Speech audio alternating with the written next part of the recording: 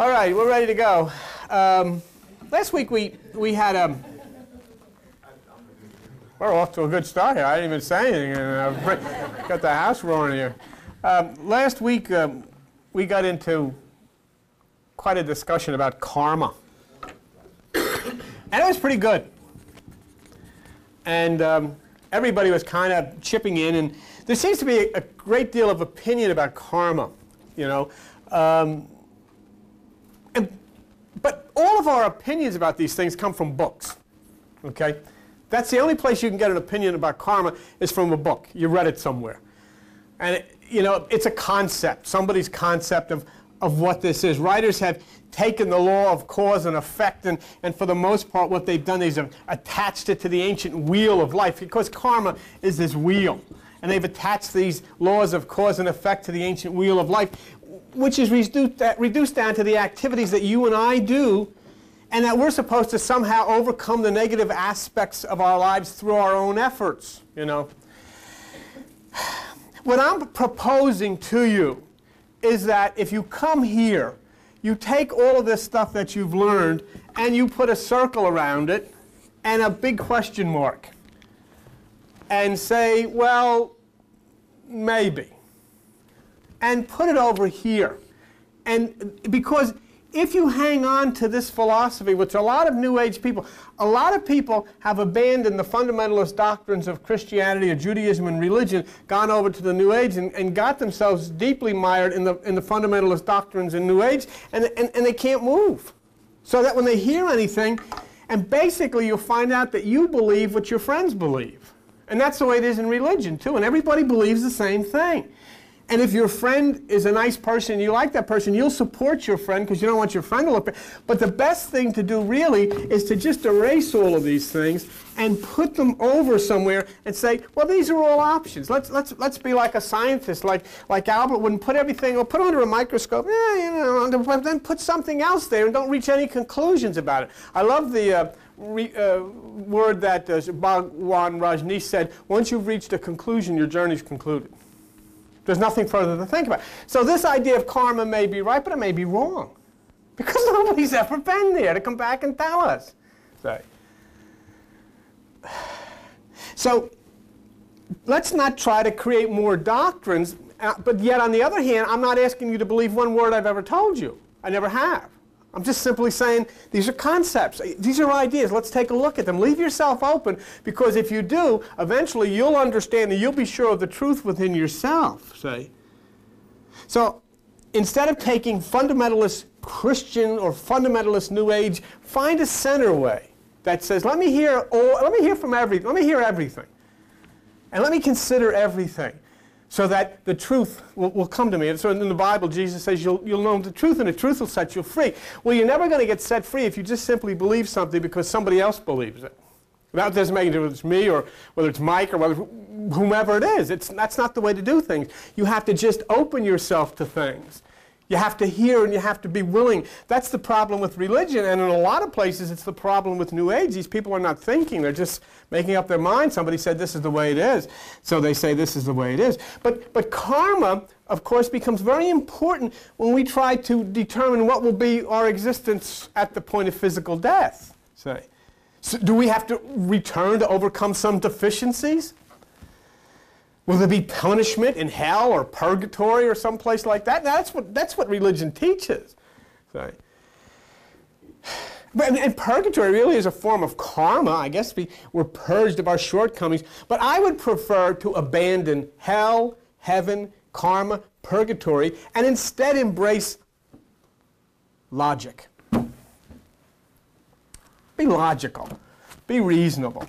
And that doesn't mean to say that any of these things are not. It just says we have no way of proving these things. So let's try to dwell on the things that we can prove, and let's try to see those things and try to really put our time in there. Say, the Bible puts it this way. Would you turn to page 579 in the little Bible?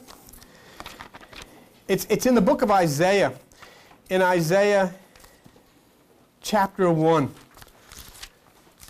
And please remember, I'm not telling you to take a position that says, I said this doesn't exist. I didn't say anything of the kind. I'm just saying, open yourself to everything. Okay. so that you can really find what is right. It says in Isaiah chapter 1 in verse 18, "Come now and let us reason together." In other words, that means let's use logic. Be logical about this. "Though your sins be as scarlet, they'll be as white as snow." And basically it means though your emotional attachments, your sins. How do I know that sin is an emotional attachment, is your emotion? Because it's the name of the moon god. The ancient moon god, and the moon reflects that which is shown on it, and it reflects, and it stands for the emotional nature. So that though your sins are scarlet means that you're overwhelmed by your emotions. They'll be white as snow. You'll be purged in meditation. Two of these things won't be able to kill you, okay? But be reasonable. Be logical. See? Let me show you a karmic scripture in the Bible. Go to page 874. And on page 874, look at the book of John. And in the book of John, it says in John chapter 9 and verse 1, okay? What does it say? "Jesus passed by, he saw a man which was blind from his birth." Here's a guy that's born blind. Now let me tell you one thing. Remember, you're reading Greek mythology here. And when you look at somebody who's born blind, remember that every one of us were born blind. Every one of us were born blind. But do you know, and I take some degree of good feeling about this, many of you or most of you now can see. Maybe you say, maybe it's a little fuzzy, but you can see. Okay? Anyhow, his disciples asked him, verse 2, "Who sinned, this man or his parents, that he was born blind?" Look at that. That's karma, isn't it? The reason you're born blind is because of all the rotten, scuzzy things you do. But Jesus says, neither. Has nothing to do with this. This person is born blind, that God's works should manifest in him. In other words, what he's saying is, each one of you were born blind. But you woke up, and now you can see, and now you can see really what God is, and now you can see the wonders of the universe, and now you can understand the seasons, and you can understand the works of nature, and you can understand the interrelationship that you have with the cosmos, and all of these wonderful things you can see.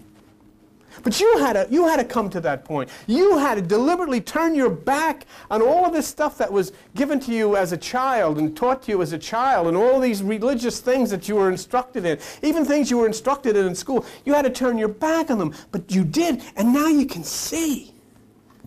See? So I can't say this is the way things are because somebody wrote it in a book, or this is the way things are because some religion said so, or this is the way things are because Marx said so. Maybe they are. I don't know. Or if Boy Jones said so, I tell her all the time, I don't think so. I'll tell you something. When we talk about karma, I get very logical. And the reason I get very logical is because I get somewhat upset with the nature of God and people who explain that I have to somehow pay for the way that I am. I'm going to tell you something. I've shared some of it with Joan. I shared all of it with Joan. But I'll tell you a little bit about me personally and why I get upset when I hear this stuff. Until I was about 15 years of age, I spent every day of my life 7 days a week in a constant state of fear. Constant. There was never a day in the week that I was not scared to death. I had a father who, as you know, committed suicide, who was Dr. Jekyll and Mr. Hyde. He was a head interior decorator at Bamberger's and Macy's department store. He created the floats in the first Thanksgiving Day for parades they ever had in Macy's. He created the floats.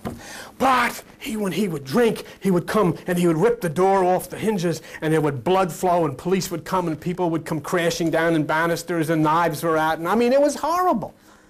And you never knew. I never knew. I was afraid to go into the house, for I would hear the screaming. And I was afraid that when he would come in the house, I would look, and I could tell you in an instant when I could see if his mouth was a little bit curved, I knew we were going to have trouble because I knew. And my mother and I used to have, sometimes we would be out and it would be pitch black and we're in the middle of Newark and we're walking around and she'd say, we have to stay outside. And we'd walk around the block and then come back to see if the light in the upstairs bedroom was off yet, that we could go in. And then if it was off, we'd go in, shh, and we wouldn't turn any lights on. And we'd go to the parlor and she'd take me up in her lap and she'd hold me like this and she'd go like that. And we would stay in the dark. And if we heard anything starting to come down the stairs, she would grab me and we'd run out the door and head for the woods or the park or wherever you could go. I mean, it was, you know, this was awful. 7 days a week for years and years and years, and never was there one day that there wasn't terrible fear, frightened. And I'll tell you something that a lot of you don't know. That is gone, but those scars are carved deep inside of me. And they leave me to this very day with anxiety and fear. And I know, well, I should know better. I teach this stuff. But I got the scars, man. I was really destroyed. So many others I'm not. But, you know, something was burned into me from these frightening experiences that I have. And to this very day, I walk and I have fear. I never know what's going to happen. The anxiety's burned deep into me. So if there is something that has to be worked out in my personality, then let God come down and work it out, because it was God's creations of chromosomes and families that have done the damage to me. If you want to hold me responsible, start me off with a clean slate. Don't load me up with thousands of years of your insane chromosomes from every screwball who ever was a member of my family and say, here, now you're responsible. No thanks, I don't think so. And so I refute it, I reject it, and I'll tell you, somebody can say, well, maybe you're into this, you had to go through this fear because maybe in your previous life you subjected other people to fear. Look, that's a concept, that's a doctrine. And I will not bear guilt on some concept or some unprovable doctrine that somebody wrote in a book. But they do it in the New Age, and they do it in religion. But that's okay for you, Bill. No, it's not. Just let me finish. You're not a murderer. Let me finish, please. Let me finish, please. What I'm trying to express to you, quite simply, is if we can logically look at things in physics and science and in scriptures and myth and allegory and reach conclusions, let us reason together. But haven't we all been through enough guilt? Haven't we all been through enough anxiety? Haven't we been through enough violence that we have to take this upon ourselves and say, hey, look, you know, this is what you're going to have to work out. In John 8:32, Jesus Christ says, if you know the truth will set you free. No religious truth. No New Age truth. Truth. Don't put a label on it. Just truth. Truth, nature, universe. There is God. All of these wonderful things can set us free. I want to show you something. And maybe somebody would help me. And maybe somebody would demonstrate something for me. How did you know? You were in the right seat. Well, you know I wouldn't embarrass you anyhow, so it doesn't make any difference. This is Gloria. Gloria's a human being. She's a person. She's a people. And she has shortcomings, as we all do. And inside of here are things that go bump in the night and scream and yell like all of ours do. And then I'm sure somebody would say, well, this person obviously has some shortcomings and things that she has to learn in this life so that she can work them out in the future. See? Well, she doesn't know. I mean, you know, but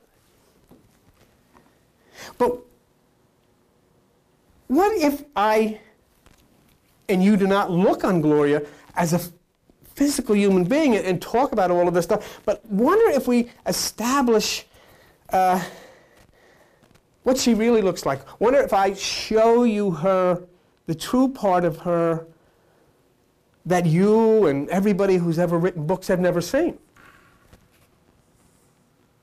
Okay? What if I show you that? So would you stand up very straight? Because we're going to expose her to you. I'm keeping my clothes on. Yes, I think that would be a good idea. You know, what you'll have to, just turn them out. Don't worry about lowering them slow. Just turn them out. And then you go out to the camera. All right. You have a light on in there, too. You have a light on in there. Oh, that's the TV light. Turn that all the way down as well. Okay. All right. Now, you've never, ever seen UC Gloria. But what about if I show you now that part of her that no one has ever seen?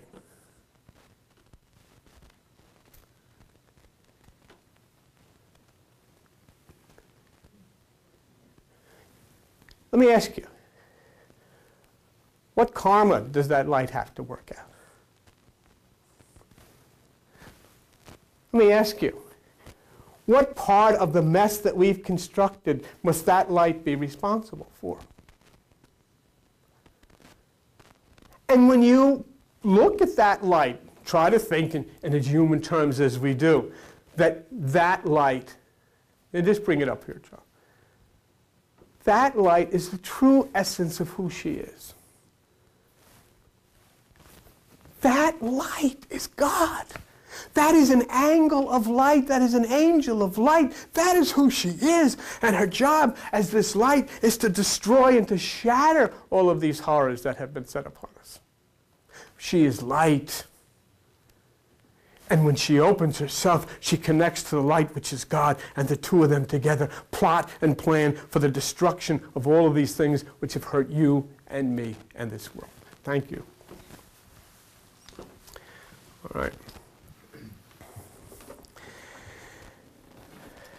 So you look at light and you say, well, I don't know, how could light? Don't worry about looking at light in that term in which we physically look at light. Start looking at light in the term of physics, in the term of understanding nature. And we realize that she's not who we think she is. I'm not who you think we are. I don't have to work out these things that were dumped on top of me by all of these people. I have to now communicate with the light that is the God light, that is nature light, that is the universal light, and I will receive instructions simply for one thing, to totally break down and destroy all of this negativity, which is part of it. Hey, look, fine. If I may have something to work out. So, you know, I work on it, and I might overcome it. And then I meet you, or you. And now you've got some negative stuff that you're bringing to me and dumping on me, and here we go again. And you meet somebody else that gives you some more, and then you bring that to me, and I bring it to you. But that's not what we are. We're light. So, please understand, I'm only asking you to be open. I'm not going to burden myself anymore with the fear of trying to do this or the fear of the religions and their Armageddons and all of this stuff. I'm not going to burden myself with the guilt. That's something I didn't have anything to do with, yet I've had to struggle with it all my life, and I struggle with it right now. When you're not around, I struggle with it, and it's scary. Negative karma is the infection into you and me, and the sores and poisons of people who came before us and have in our family tree deposited their chromosomes in the river of life, and they finally flowed down and infected us. I don't want it. But I have broken by breaking away from the illusions that the traditions of the world have given us that have caused all of these horrors and all of their bombs. And by doing this, I'll instruct as many people as I can to become free of these same bondages. Just for a minute, let me tell you something that you may not know. Karma is a Hindu concept of fate. It is the Hindu concept of fate. And the origin of it is this. Kali Ma. Kali Ma is the dark mother. Kali Ma is the mother who devours her own children. She gives them life, and then she eats them. Oh, that's terrible, you say. What kind of a mama is that? Mama gives the trees new leaves. She gives them life, and they are green, and they give you oxygen and chlorophyll. And then they die. They fall to the earth, and Mama eats them. She takes everything back into herself. She is the womb, and she is the tomb.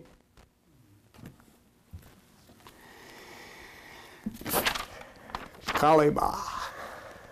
She is called the destroyer.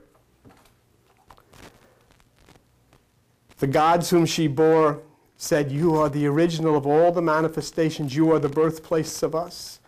You know the whole world, yet none knows you. You are subtle and gross, manifested and veiled, formless yet with form. Who can understand you? It is you who are the supreme primordial Kalika, resuming after dissolution. You alone remain as one, ineffable and inconceivable. You are the beginning of all, creatrix, protectress, and destructress." She has another name, and you all know her. You all take part in her every day. Not every day, but her other name is Kundalini. She is the serpent. And some that awaken her because they want to drive upward and open their minds to all of these wonders find that she devours them. As the guru said, if you're not ready to handle the serpent, let it sleep. Kali is Karma because she is the womb, Mater in the tomb, Fornix. She finds her way into the very scriptures that you have in the Bible. You know what she demands? She demands sacrifice of male animals only. You know why? Because she says males are expendable.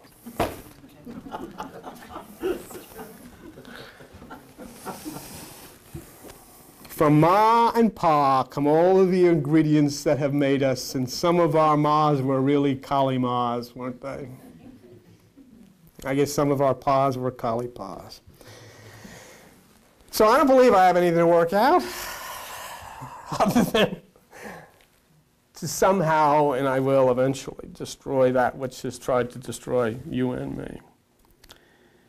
It says in Revelation 22:5, "And there shall be no night there, and they need no candle there, neither light of the sun, for the Lord God gives them light, and they shall reign forever and ever." And this is the wonderful thing. And I know it's difficult, and I am one who dwells not in pages of these things, but I try to dwell in documentation of science, but yet still I come in here and I have to say, yes, I just want proof, I want logic, I want quantum, I know we are part of the whole, and everything is one and so forth. But there is a God. There really is. There is a structure. There is an intelligence for all of this wonder that happens. And how wonderful it is when we hear of the mother who eats her children, but then when we start thinking of the things that go into the earth to be eaten, and then as the earth takes into and gives these things back in all new life, the only way she can as we return back into her world. And in fact, even when Jesus was talking to Nicodemus, didn't Nicodemus say, "How can I go back into my mother's womb?" It's Kali Ma. And certainly she's the womb, and certainly she's the tomb. And it's always been that way. We are light, and upon the end of the body, we are back to the kingdom of light to be reassigned. Look around at each other. Just look at everybody sitting here. Look, just take a look at everyone. See everybody sitting here? Yeah. Do you know what you are? Don't. Do you realize that you are, now, you know, this is the amazing thing. People will say, "Do you believe in angels?" You are one. Every one of you is an angel. Every one of you, as light in another dimension, was given the opportunity to inhabit a body and explore the senses. Because angles of light don't explore the senses. You like a little wine? You have to be a body. You like a little Jimmy Buffett, or you like to listen to the Rolling Stones? You got to be a body. You want to go down to Key West, or you want to go to Bermuda, you want to go, yeah. You got to be, light doesn't do this. You saw the light, what still goes on a wall? Why do you care about that?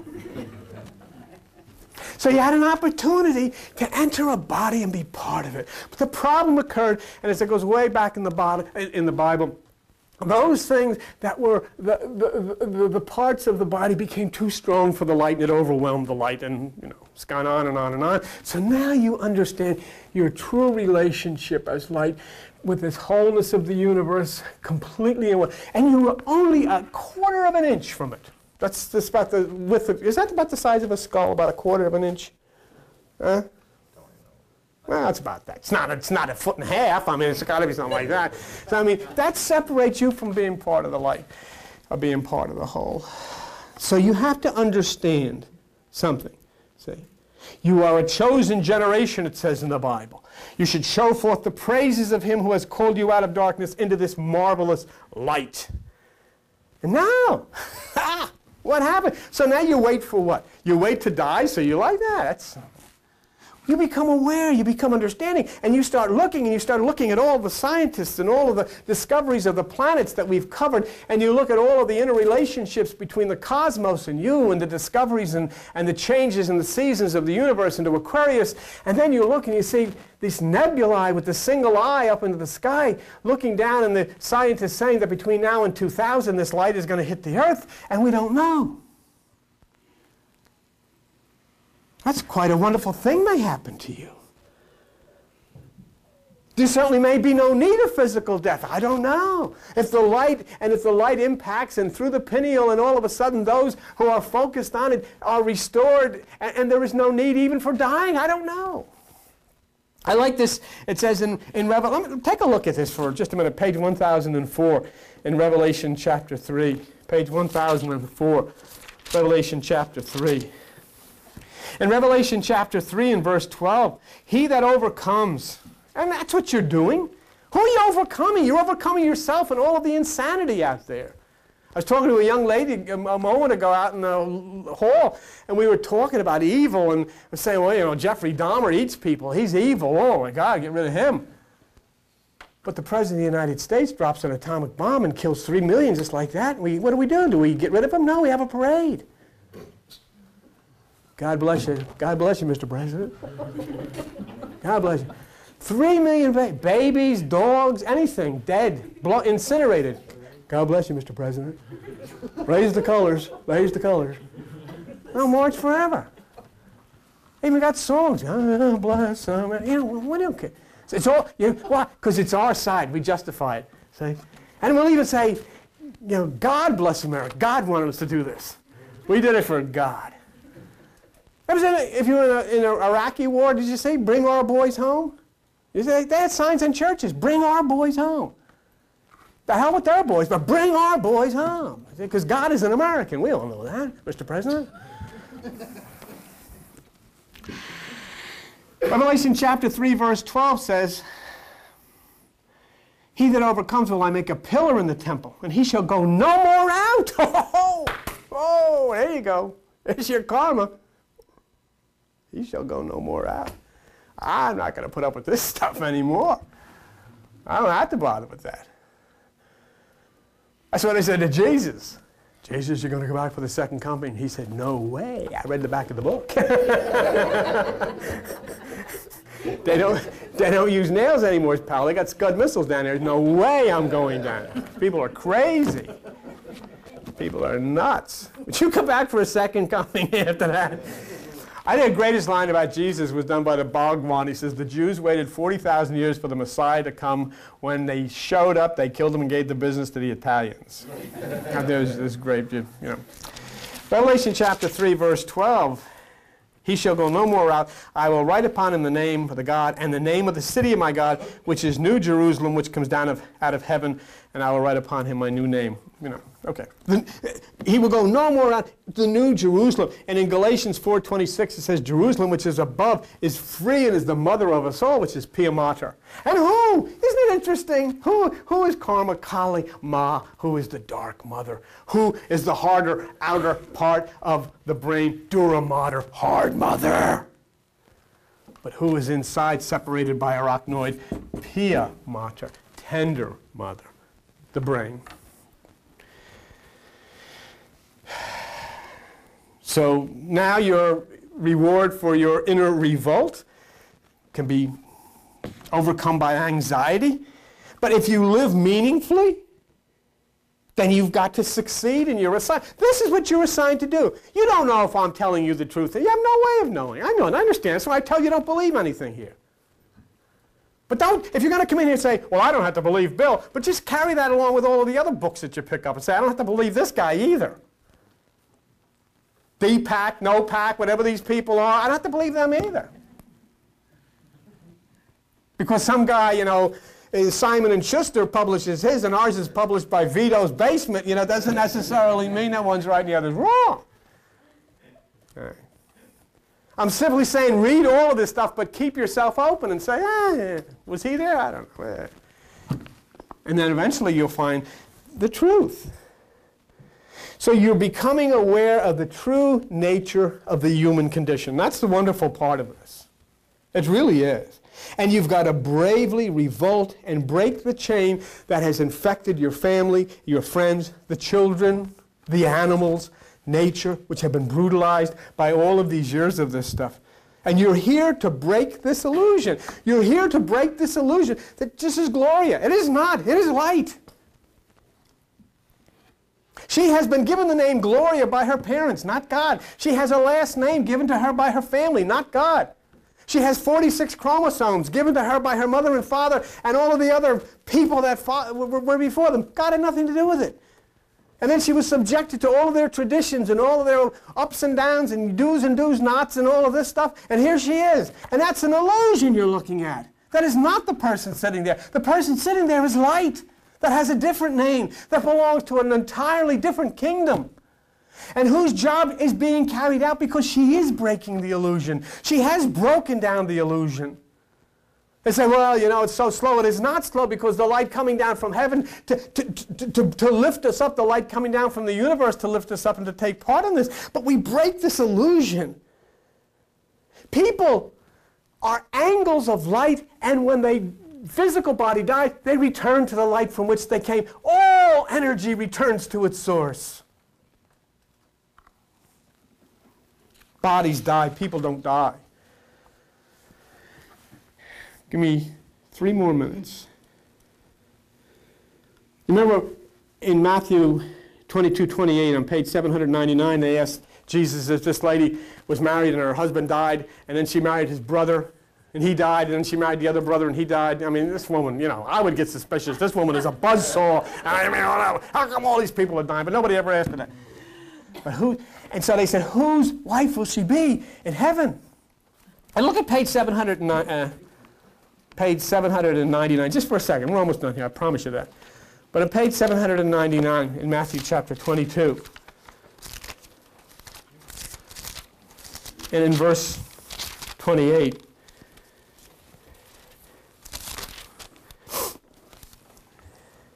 in the resurrection, whose wife shall she be of the 7? And Jesus says, you don't know what you're talking about. You don't know the scriptures, nor the power. For in the resurrection they neither marry or give, but are as the angels of God in heaven. And as far as the resurrection of the dead is concerned, haven't you read which is spoken by God saying, I am the God of Abraham, Isaac? God is not a God of the dead, but of the living. You're talking about dead people. There's no such thing. You know the interesting part about that? When we talk about that? What happens? Look at that body you got. Take a look at your hand. You could care less after you die what happens to that. You want to know what happens to you. Because what happens to that body is when you move out, the demolition crew moves in. I think she's gone. All right, let's move in, boys. And they come in. What? What's going on in here? They put a body in a casket and they think it's dead. Oh no, there's a lot of stuff going on. All the little things are alive. Looking around in all little different parts. Okay? You needed protein, they need amino acid. Okay, change the protein into amino acid. Okay. You need complex carbohydrates, they need plain sugar. Plain sugar, send it down, Charlie. All of a sudden, you start falling apart, or your body starts falling apart. We call it decay, decomposition. It is not. It's recycling. It's recycling. And the crew is there. And don't you think how intelligent that is? How prepared this is? You moved out, they moved in. They got another use for that thing you're walking around in. You're done with it. What do you care? It's going on for other things. They turn it into, and it goes right back into the mother, right back, and it's reused in other things. You know, the next thing you know, there you are, you're a bush in somebody's backyard or something. Oh, poor Gloria. I knew her when. Yeah, look at that. Yeah. She always looked nice and white, though. Okay. But what I'm saying is, don't you think if nature has totally prepared what's going to happen to your body, nature is equally prepared with what's going to happen to you? Don't you think if it worries about the gross part and sees that that's recycled, don't you think that the thinking, loving boss that ran that thing is taken care of as well? Obviously. That's logic. That's logic. So there's little to doubt. People who leave a dead body enter the realm of light and become angels of light, which is most consistent with science and takes us to right where we have to go to understand God, which is quantum physics. Don't look at a preacher. Don't look at a priest or a minister or a rabbi. Look at a scientist and say, tell me about life. But be easy with it, because it gets very complicated. But the Gary Zukhoffs of the world, the Fred Wolfs of the world can sit down and very easily tell you about what the truth is, about what you really are. But it does take also someone who is willing to go one step beyond where they can't even go. And I'm willing to do that with you. I have received some instructions about what I've been doing here. And I am now made up my mind to move through the things that I have to in order that we may get to the one that I have told you I would introduce you to and take you to, who is where Fred Wolf or Niels Bohr or Albert Einstein can't go, which is Samael. But I have to do what I have to do. And I've done what I have done to do today, and what I have to do is done. Okay? If you have any questions? Why? Is that because of the abusive way I reacted to you last week when you asked some reasonable questions, or when I said yeah, you're right, yeah, and I'm looking over your shoulder? I've heard about that. I have two. You know, there's Samael, who is an antagonist. I have two. And I was sitting there the other night trying to watch the World Series with my left eye and the computer with my right eye, and trying to dwell somewhat in a state of reasonable, because I'm telling everybody, I told John, I made a confession about the anxiety, and I told her about my life and all this crap, all that kind of stuff. And then these two buzzsaws descend on me and start yelling at me about what I'm doing here. And I would like these two people who are totally guilty of assaulting me to stand up and be accounted. Come on, Debbie. Here they are. I hope you're proud of yourself. But what you hear is not always what you want to hear. But what you hear, even though I say, get out of here, I don't want to hear anymore, get out of here, get out, and I chase them out, but I heard what they had to say. And then we came back in 2 minutes later, right, Debbie? We regroup and come back. Yeah. So I will try to see that we do this as, where are we going, and I will touch everything and make sure that we get to where we have to go, and I think you'll be pleased. I know you will. Okay? So thank you very much, and